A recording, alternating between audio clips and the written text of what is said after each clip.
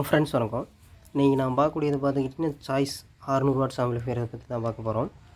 இந்த ஆம்பிளிஃபையர் என்ன கம்ப்ளைண்ட் நம்மக்கிட்ட வந்துச்சுன்னா, வால்யூம் வந்து லோ கெயினாக இருக்குது. அதாவது நார்மலாக இருக்கிறத விடவே வால்யூம் எவ்வளோ வச்சாலும் விவி மீட்டர் பாதி லெவலுக்கு மேலே ஏறலை அப்படின்னு சொல்லி வந்துச்சு. செக் பண்ணி பார்க்க என்ன ஆயிருச்சுன்னா, நமக்கு அதாவது கெயின் ஸ்டேஜ் இடத்துல ஒரு டிரான்சிஸ்டர் உங்களுக்கு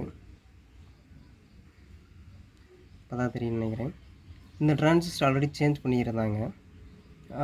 இதே இந்த இடத்துல உங்களுக்கு எல்லாமே பர்ஃபெக்டாக இருந்துச்சு. அதாவது ஃப்ரீ ஆம்ப் செக்ஷன் உங்களுக்கு இந்த ஏரியா எல்லாமே ஃபுல்லாக பர்ஃபெக்டாக இருந்துச்சு. நமக்கு எங்கே கம்ப்ளைண்ட் இருந்துச்சுன்னா, உங்களுக்கு பார்த்துக்கிட்டிங்கன்னா டிரைவர் ஏரியா.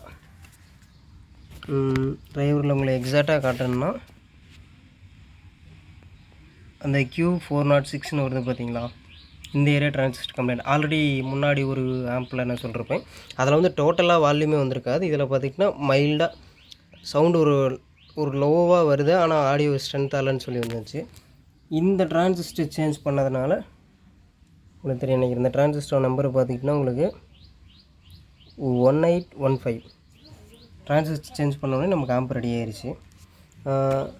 இது கம்ப்ளைண்ட் பார்த்துக்கிட்டிங்கன்னா ஒவ்வொரு டைமும் ஒரு சில மாதிரி வரும். எப்படிங்கன்னா, எக்ஸாக்டாக நமக்கு வந்து இதிலே டிரைவர் போலே தான் கம்ப்ளைண்ட் வரும்னு சொல்ல முடியாது. நான் வழக்கமாக அட்டன் பண்ணதை விட இது எனக்கு டிஃப்ரெண்ட்டாகவே இருந்துச்சு. அதாவது கடைசி வரைக்கும் என்னால் இதுதான் ஃபைண்ட் அவுட் பண்ண முடியல.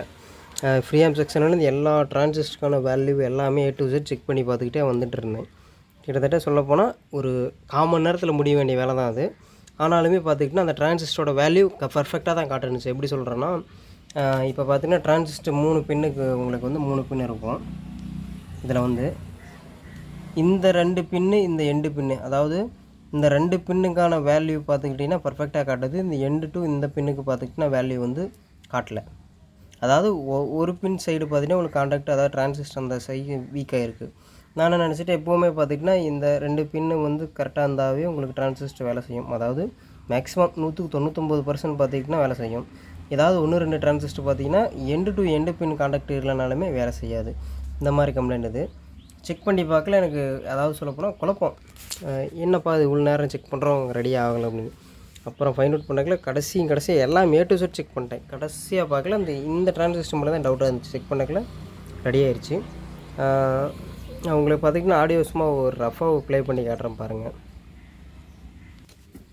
ஃப்ரெண்ட்ஸ், காப்பிரைட் ரீசன்னா நம்ம வந்து ஆடியோ ப்ளே பண்ணல, சும்மா சிக்னல் மட்டும் வச்சு காட்டுறேன் பாருங்கள், விவி மீட்டரோட லெவல் என்ன அப்படின்னு சொல்லி.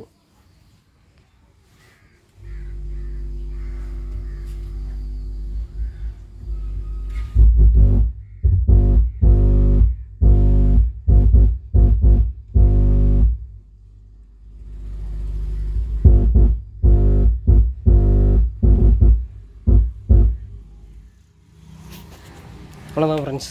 இது மேக்ஸிமம் பார்த்துக்கிட்டிங்கன்னா உங்களுக்கு இந்த ஆம்பை பொறுத்தவரைக்கும் 3 ஆம்பை பொறுத்தவரைக்கும் கம்ப்ளைண்ட்டுன்னு வந்தால் 2 செக்ஷன் தான் மேஜராக கம்ப்ளைண்ட் வராது. நம்ம வந்து ஃப்ரீ ஆம்ப் செக்ஷன் 199% எப்போவுமே கம்ப்ளைண்ட் வராது. அடுத்த கம்ப்ளைண்ட் பார்த்துக்கிட்டிங்கன்னா அதில் மெயின் டிரான்சிஸ்டர் உங்களுக்கு இந்த சைடில் இருக்குது பார்த்தீங்களா, இந்த சைடு பேக் சைடு அந்த மாதிரி டிரான்சிஸ்டர் ஃபிக்ஸிங் மெயின் டிரான்சிஸ்டர் உங்களுக்கு ஷார்ட் ஆகும். அதுக்குப்படியே பார்த்திங்கன்னா டிரைவர் ஏரியாவில் உங்களுக்கு இந்த டிரான்சிஸ்டர் செக்ஷனு அல்லது உங்களோட ஓல்டு செக்ஷனு, அப்பர் இல்லைன்னா ஃப்ரீ செக்ஷன் டிரான்சிஸ்டர், இதெல்லாம் பார்த்திங்கன்னா ஆம்போட அதாவது ஆடியோ ஸ்ட்ரென்த் பண்ணுற இடம் இந்த ஏரியா தான். ஃப்ரீ ஆம்பு பப்பர் எப்படி வேணாலும் சொல்லலாம். இந்த ஏரியாவில் கம்ப்ளைண்ட் வரும். அதுக்கடியே அடுத்தபடியாக பார்த்திங்கன்னா பிரிட்ஜ் டிரைவர்